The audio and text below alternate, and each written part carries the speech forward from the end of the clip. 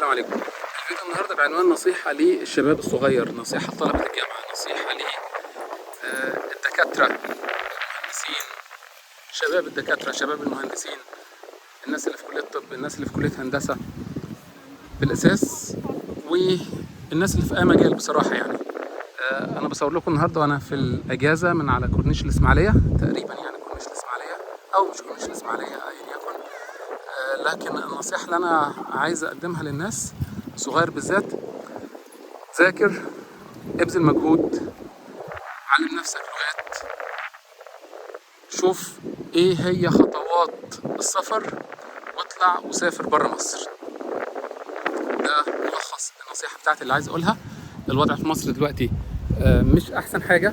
الاقتصادي بتكلم بالاساس، العملة قيمتها متدهورة، مفيش اي بوادر للتحسن القريب للأسف. فأنا بنصحك وأنت صغير، يعني وأنت صغير ديت بتشمل مثلا اللي هم في أوائل العشرينات من 20 ل 30 دولت بالأساس، والناس اللي أكبر من كده لا تتصور أو لا تتخيل إنها خلاص يعني فاتها قطر السفر أو فاتها قطر إنها تتقدم. لا، أنت معاك لغاية ال40 وال45 سنة كمان.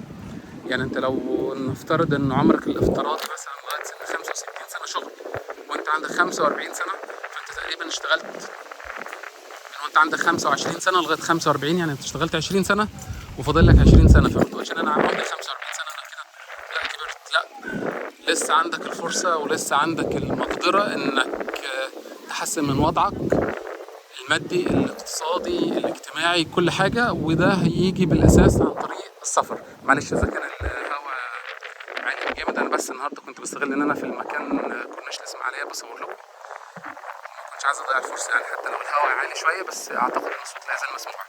فاستغل اي فرصه ليك، زي ما بقول لك، ايا يكن عمرك، ايا يكن سنك، علشان تطلع تقدر تسافر بره البلد، تحسن من نفسك.